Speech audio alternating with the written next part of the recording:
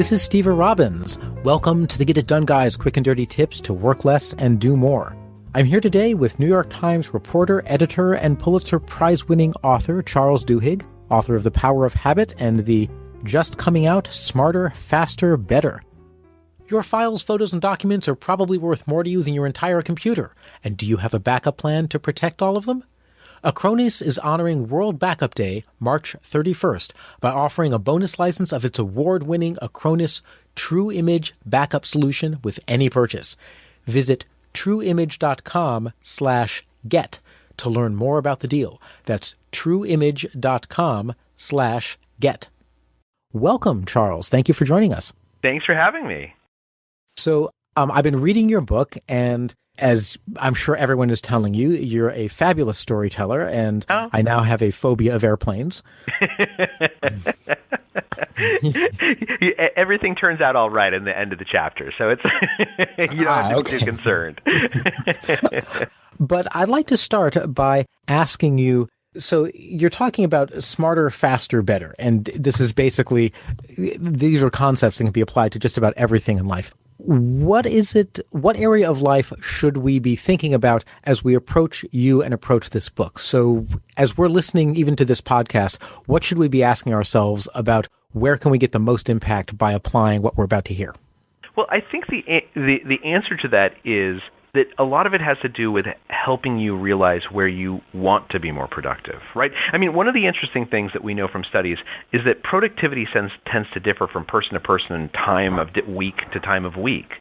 Some people will spend a Wednesday morning and they just want to get their kids dropped off at school so they can get to their desk and start powering through emails, and to them that's productivity. But for other people, productivity might mean that you have enough time and that you're not stressed so you can take your kid to school and have a leisurely walk with them and talk about the day, or go for a run. Productivity is different on a Saturday morning than it is on a Wednesday morning. And what the book is really about is these tactics, these abilities that the most productive people and the most productive companies share that allow them to think a little bit deeper about how they're making choices so that they can recognize what the important priorities are, what the things are that they really want to accomplish, versus what in their life simply makes them busy. Can you say a little bit more about the difference between busy and actually accomplishing things? Because I certainly know in my life, there is stuff that I would call busyness, but that also has to get done. And there's stuff that's super important that somehow I never get around to. Well, what's interesting is that if you look at the human brain, for millions of years, the ability to multitask, to be busy, was a huge advantage, right? If you're someone who can farm and look for predators at the same time, then you're much better off than someone who can just farm or just look for predators.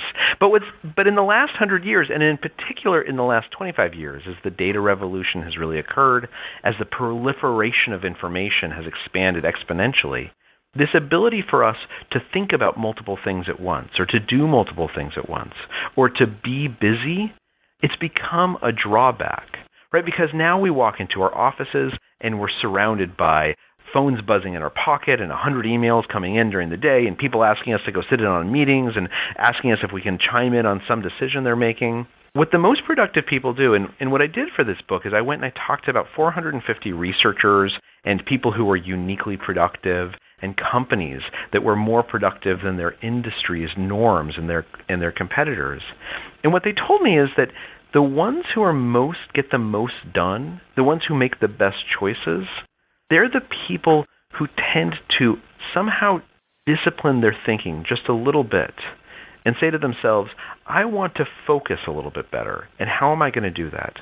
I want to motivate myself for these tasks that I don't like to do, like you just mentioned, that we all have to do. How do I train my brain to turn on and off my motivation like a switch? People who understand how their brain works and have systems built into their day to help spur the right choices, the right mindsets, those are the ones who end up getting not only the most done, but the most important things done. So what is one of the habits that these people actually entertain that we could adopt and use for ourselves? Well, one of my favorites is that the people who tend to be able to focus best are people who are in the habit of building mental models, right? And we've all heard of this phrase, building mental models. But what does it really mean? Well, building a mental model means that we tell ourselves a story about what's going on as it goes on. And as a result, we're practiced and habitually practiced at being able to figure out sort of what we should be focusing on and what we can safely ignore. It's interesting, in the book you had mentioned the airplane incidents.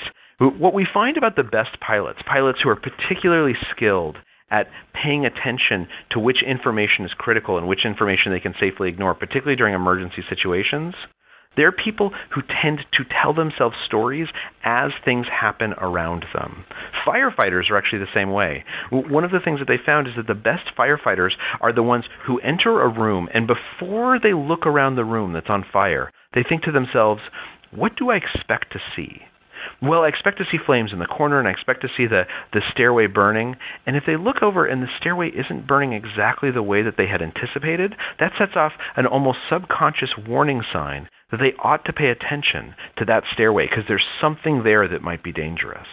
We can all get into this habit of working on kind of just telling ourselves stories about what's going on as it goes on. And study after study shows that helps us train our focus to pay attention to what's important and to safely ignore what might be distracting. Now, the example you just gave of the firefighter, it sounded like that wasn't just a story of what was going on at the moment, but that was a story that was interleaving, here's where I am, and here's what I expect to be going on, and then matching the expectation against the reality. That's exactly right. And in fact, you can kind of almost train your near subconscious to do that. One of the things as I was talking to researchers about this, one of them said, look, tomorrow morning I want you to run an experiment. I live in Brooklyn and I work in Manhattan. And he said, when you ride the subway into work, but you can do this in the car also, instead of checking your smartphone or thinking about all the stuff that you want to get done, just for a moment, try and visualize your day hour by hour. Right? This should only take 5 or 6 minutes. It's not a tough task. But try and just visualize what's going to happen in the first hour. What do you think is going to happen in the second hour and the third hour? When you go into that meeting, what are you hoping you walk out of that meeting having accomplished? Are you going to spend 10 o'clock to 11 o'clock doing emails, or are you going to turn off your emails so that you can focus on writing a memo? And what's fascinating is when I called him, so I did this. On the subway, I closed my eyes and I kind of visualized my day. And when I called him later at the end of that day, he asked, how did it go? And I said, this was fantastic. It made a huge difference. And the truth is that the reason why it's so impactful is because we need to train our near subconscious to automatically pick up on what's important and what isn't. And the way that we do that is by visualizing what our day is going to be. Interesting. Now, it seems to me that in today's age of the smartphone and the iPad and the tablet, it's very easy, if you have a free couple of seconds, instead of spending it creating a mental model of what you expect to happen and then finding out how good your mental model is and how you can control it, it's easy to go into a purely passive mode where you just go on Facebook and you read whatever articles people happen to post, where you're not giving any thought to generating a mental model. Instead, you're simply passively accepting whatever is coming your way. Do you think this has gotten better or worse because of technology? How can and should we fight it? I think in many ways it's gotten worse. One of the interesting things is that when we look at people who are more productive than their peers and how they generate mental models, one of the things that they do is they put what are known as contemplation devices in their day. Right? They have a habit of taking a couple of minutes in the morning to sort of close their eyes and think about their day. Or when they're standing online, when we would normally be bored, they try and visualize what's going to happen that evening or the rest of the week. Now think about the last time you were standing on a line, right? It used to be that it was insanely boring to stand on a line, but now we're bored for, all of 7 seconds, and then we pull the phone out of our pocket and we start looking at the internet or checking if we got any emails recently.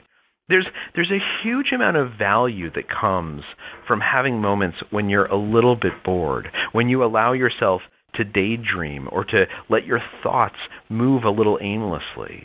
And the problem is that we're surrounded now by so many things that can occupy our attention that unless we program these contemplation moments, these contemplation devices into our life, we tend to think less and react more. And we don't want to think less and react more. We want to think less and actually have a better life because of it. Or we want to work less. We want to think more. Yeah. We want to work less and think more, right? We just want to push ourselves to be a little bit more contemplative, to just get half an inch deeper into thinking about what are the right priorities? What is the wise choice?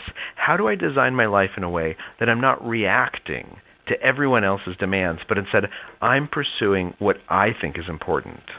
Mm-hmm. Well, part of that, I'm sure, if you think that question, you might think, okay, well, I know exactly precisely what's important. I'm going to go do it in the face of external evidence that it might be the wrong thing or not. Because let's say I'm someone who's a real fan of closure, and I like to know the right answer, and once I've got the right answer, darn it, that's what I'm going to go do. Is this a good thing, a bad thing? Well, I think within reason, it's a great thing, right? In fact, within psychology, there's this thing known as the need for closure scale. It's a test. If you Google it, you can take the test and you can figure out how much you need closure. And what they found is that the most successful people, they love a certain degree of closure, right? When they're taking this test, that they say, I like people who can make decisions. I like to be organized. I like to have friends who make plans and keep them. But then you start asking those same people, particularly the most successful people, who like to be organized, well, what does your office look like? Is it perfectly clean or is it messy? And they say, well, it's a little bit messy, right? I like to be organized, but my desk is a little bit messy. And tell me about your friends. You say you like friends who can make plans and keep them, but do you have any friends that are kind of flighty? And they say, yeah, I've got a couple of friends who I really like, and they're a little bit flighty. Because what happens is that this need for cognitive closure, it's something that allows us to end endless debates, to be organized, to want to find an answer and act on it. But if it's too strong, if we chase closure at the expense of common sense, then we start making bad decisions. And so in many ways, life is about, and making good decisions is about, finding ways to seek out and encourage that need for closure, to make decisions and to not constantly second-guess ourselves, but to also build in systems into our lives where we take a step back and we say, look, I just want to make sure, am I making the right choice here? Like, is there another decision I could be making that's even better? Should I reopen this to a little bit of debate? What's a device that I could use to do that, or that our listeners could use to do that? One of my favorites is actually to-do lists.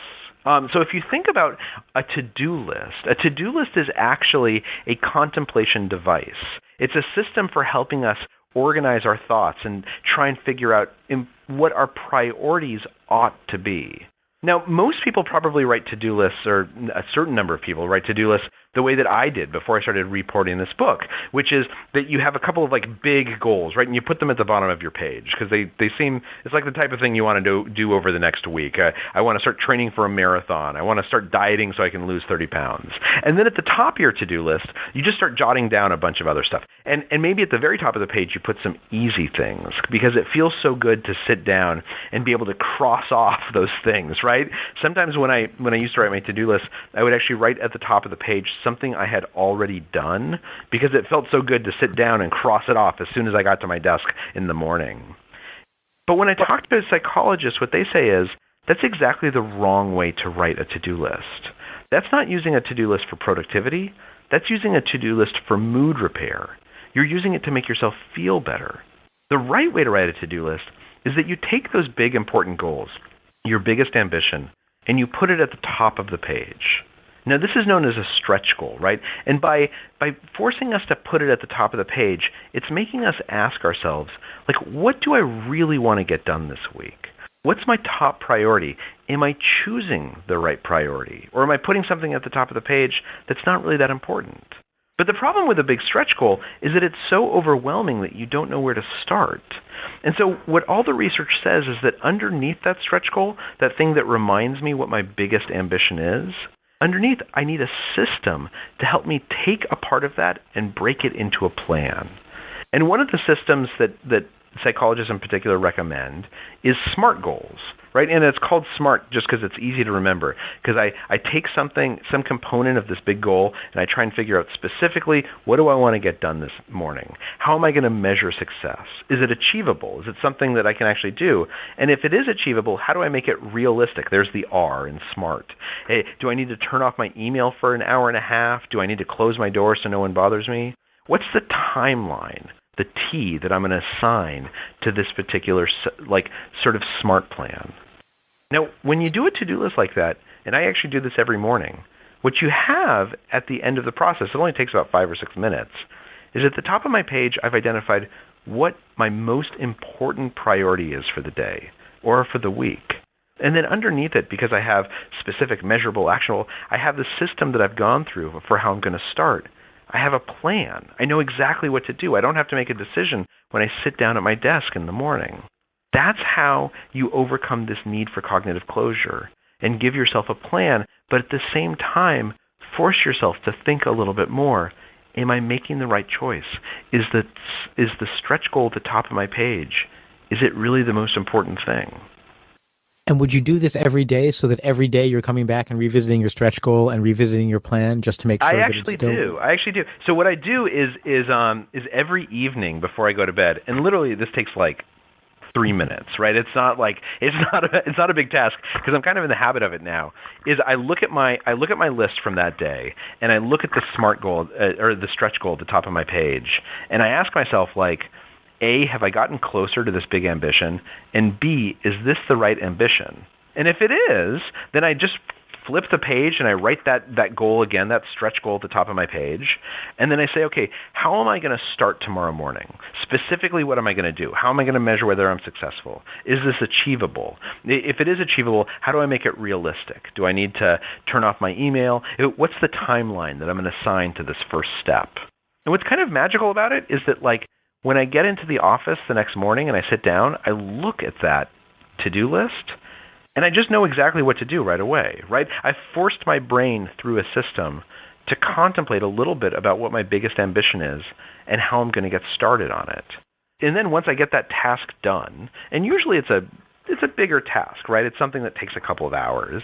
Once I get that task done, I can go and I can sort of say, okay, so what's the next subtask, right? Keeping in mind that I have this stretch goal, that I have this big ambition.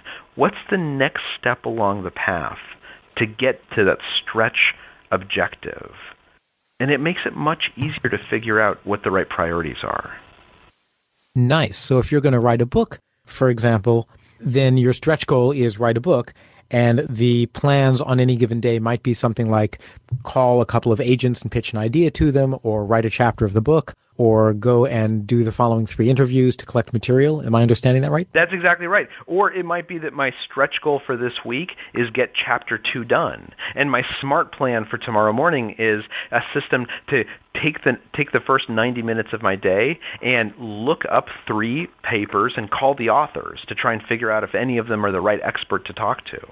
Right? You're exactly right. That's the big idea, is that typically we fall into this reactive mindset where we put these small little tasks on our page, and then it feels so good to cross them off that we do small inconsequential thing after small inconsequential thing.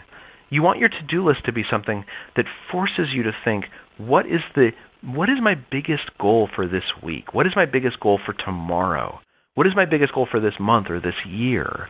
Because simply the act of thinking about it and then breaking it down into something that I can actually do, a plan to get started, that's oftentimes all it takes to be able to start the day right and to start running in the right direction. One of the things that we talked about prior to the interview was the whole notion of innovation. And I know that a lot of people, the big stretch goals that they have either at work or in their personal life might involve being really creative or coming up with a new idea for a business or a product if they're an entrepreneur, for the way to do something at work if they work for a corporation, for even some type of nonprofit to start or a project to do for their local community group. And it really requires coming up with something fundamentally new. And you address this in the book, and you seem to claim that innovation is not this magical spark that simply hits us if we're blessed by the gods, but there are some methodical things that you can go about to generate creative ideas and to do things that haven't been done before.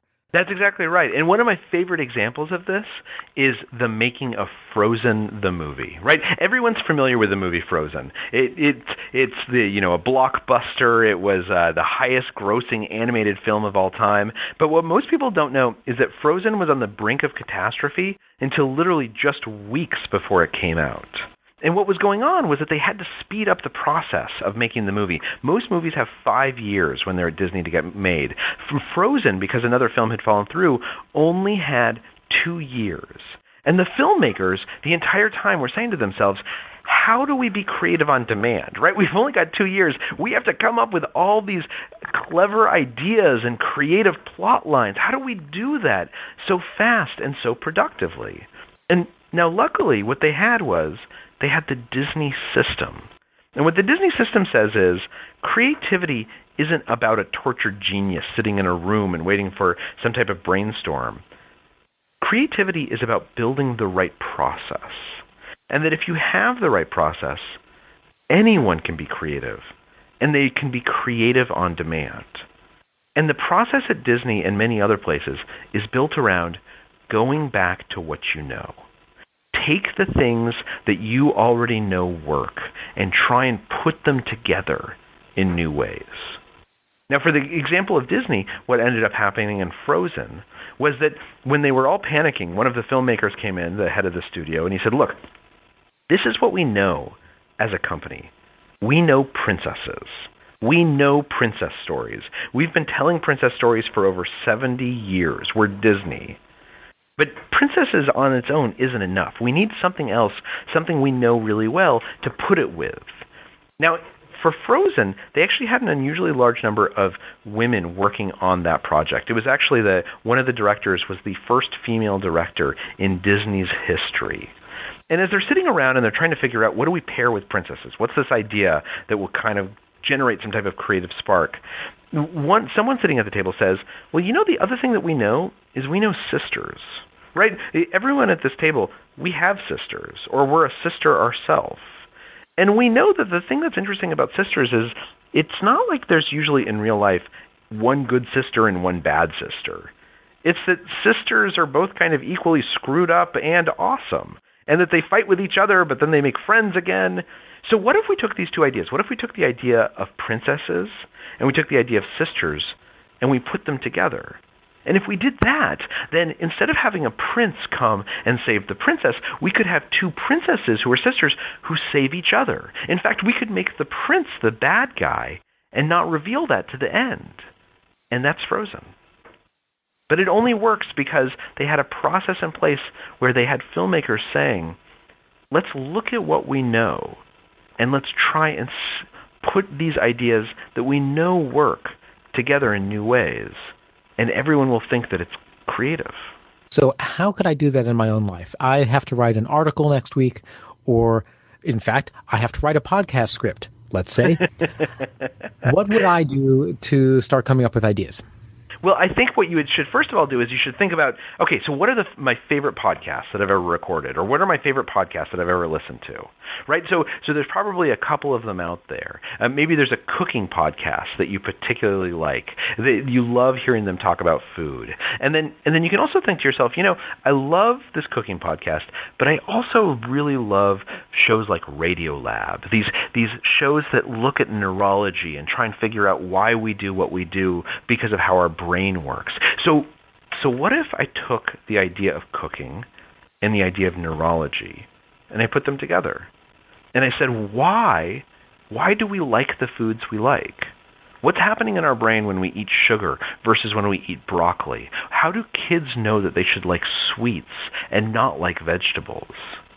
Mm-hmm. Now, that sort of sounds like a creative idea for a podcast, right? That sounds like a creative way to find a solution. But it's not really creative. It's really just two ideas that you know you like put together in a new way. Since one of the themes of my podcast is zombies, as soon as you said cooking podcast and neurology, I'm just saying I went one particular place. Well, what's interesting is that like writing this chapter has actually been very helpful to me as a father. because my kids constantly ask me to tell them stories before we go to bed, and I actually think it's just a delaying device for falling asleep. But it's hard to come up with stories on demand. I used to struggle to figure out what new story I could tell them, until someone told me this is the Disney method, and I started realizing, I can do the same thing with my kids. So now every night I just take some fairy tale that all of us know, right? Cinderella or Snow White or something that is kind of this well-established tale that we've all heard 1,000 times, that my kids have heard 1,000 times. And instead what I do is I situate it in the Star Wars universe. So when I tell them about Cinderella, it happens on the ice planet of Hoth. Or when I tell them about Snow White, all the characters' names are changed, and it happens on some swamp planet where Yoda lives. And my kids love these stories. They're captivated. They think that I'm the most creative dad on earth. But it's because even though they've heard those stories before, simply putting it in a new setting, that makes it seem creative and new. That makes a lot of sense. Wow. I'm just thinking, I loved Sophie's Choice. Now, how could I tell that to my kids before bedtime? Well, if you've got two of them, you can start it by saying, I remember a couple of years ago, kids, I had to decide which of you was going to get ice cream. Right. You're good at this. You caught up. Well, we're approaching the end of our time, so I wanted to know, is there anything that you particularly want to say to people in terms of skills to develop or places in their life to concentrate? If you just had one word of advice that people should leave with, if nothing else, what should we take away?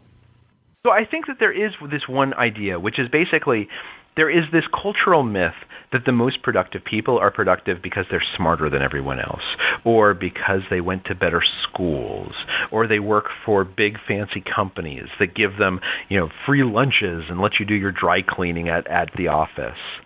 And it turns out that's completely wrong.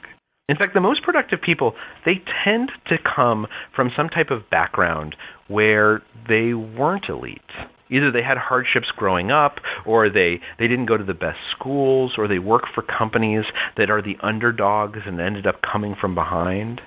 They were people who couldn't afford to simply be reactive. They had to learn about how their brain works. Most importantly, they had to structure their days and their thinking in ways that let them think just a little bit deeper, to think about, how am I focusing? Am I choosing the right goals? How am I choosing my goals in a way that actually reminds me what's most important and prioritizing correctly? How do I run my team? And it's this thinking, this little additional pressure on trying to take a half more step. That's what makes people more productive. And so for everyone who's listening, the best thing I can tell you is it does not matter what your life has been like up to now. It doesn't matter how old you are. It doesn't matter how frustrated you sometimes get. You can become more productive. You can go after the goals that are most important to you. The key is learning how to push yourself to just think in the right way so that you're in control of your choices, so that you're making decisions instead of reacting and just being busy because that's what the world pushes you to do. Thank you very much, Charles. I appreciate it. And where can they find you? I know your book is Smarter, Faster, Better, and it's going to be out next week. In fact, by the time this airs, I believe it's going to be out. The book's actually out. It came out 2 weeks ago. And so folks can find me online if they Google Smarter, Faster, Better, or I'm at charlesduhigg.com. If they just type New York Times productivity into Google, I think I come up pretty quickly. Excellent. Well, thank you very much, sir, and I hope that the rest of your life is smarter and faster and better than you can even imagine it. Me too. Thanks for having me.